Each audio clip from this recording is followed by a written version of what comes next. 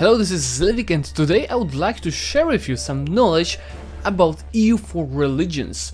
And to be specific, I will list 8 most important religions for your game. Just remember to watch till the end, because I have a small giveaway for you. Starting with position number 8, we have Reformed. It's barely worth mentioning, but this religion might be a possible choice for nations that are focusing on naval and trade game. What is good about it, that it can keep a few bonuses at once if you play well, but still, I'm not the biggest fan of it. On number 7 we have nahuat, which is also not the best choice, but definitely an interesting one, and if you use the trick for the animist fleet that you can see in one of my guides, it might be a really pleasant campaign. It's of course giving you a bonus to your morale, to your discipline, and a free colonist, which is really decent for the gameplay. With position number 6 we are going into really viable choices, a really decent ones. 10% bonus to your morale is really nice, and on top of that you're also getting 10% tech cost that is helping you save tons of meal points that you can spend, for example, for deving your manpower, which is really powerful if you remember my Byzantium campaign. It also has a guru system, so events that is giving you a bonus, for example to the discipline twice, and other ones which are quite nice, but still it's not flexible. You are focused on what you are getting. Big disadvantage of this religion is that you don't have burgers, so you can't get 10% dev costs from it, but you can get 5% and 10% construction costs, which is also quite interesting. Number 5 is of course Protestant. Tax bonus might be good for an early game, while improved relations is really nice for the single player. But most importantly, it gives you a really flexible choice of aspects.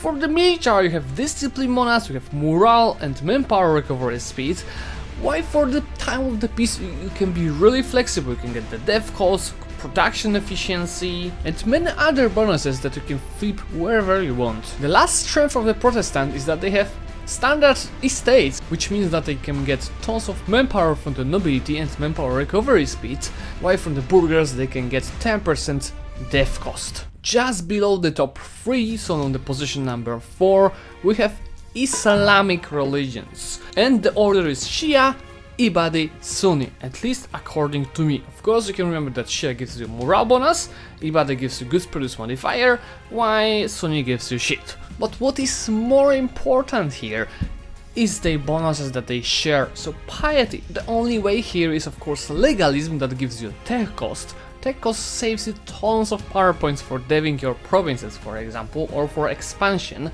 But on top of that you're getting up to 20% total manpower, and a tax bonus which might be good for the money, and of course button to decrease your corruption, which is another source of potential money. What is super cool about these religions are the schools. One of the most important ones is the dev cost. 10% bonus to the dev cost is enormous, and you can do really miracles with that. But other schools are also usable, like AE impact is great for the early game. The last advantage of these religions are the estates. On top of the normal ones that are, for example, in the Protestants, you're also getting Dhimmi, which, where they are loyal, they give you another bonus to the tech costs. Now it's getting hot, because on position number 3 we have Hindu. What is cool about Hindu is the choice, the flexible choice of deities.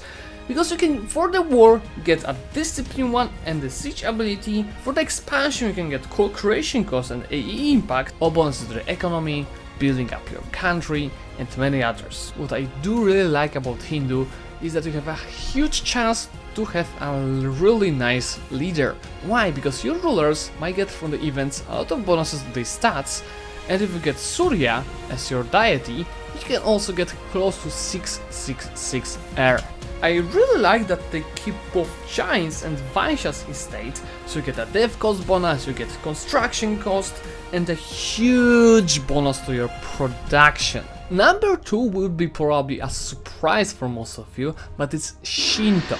Shinto, it might seem that it's only giving you 10% bonus to your moral of armies. You're wrong if you think that. Isolationism has a really nice bonuses like idea cost and construction cost for early game, and dev cost, 10% dev cost, really strong one, for the mid and late game if you want to dev your manpower and have infinite numbers of it. What most of the players don't know, Shinto is also giving very powerful bonuses from the events, because they have 4 different events for the dev cost, even a 15% bonus to it, which together with isolationism might be really fun to play. But on the other side of the bonuses, it also gives 4 different events for morale of armies and tons of events for economy and most importantly trade efficiency.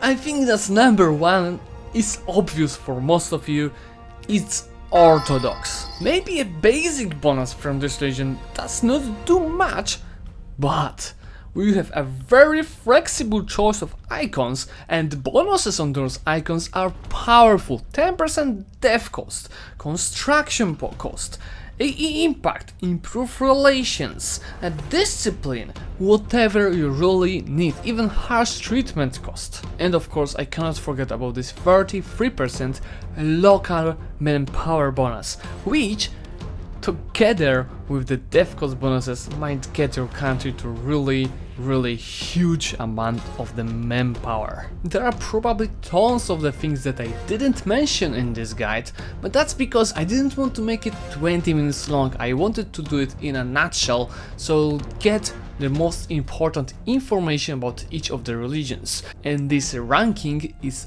obviously very subjective, and if you don't agree with me, feel free to say it in the comments. And finally, as we reached 50,000 subscribers last week, I have a giveaway for you. You can win a chosen by you DLC for EU4. All you have to do is to be a subscriber of this channel, leave a like on this video and comment it.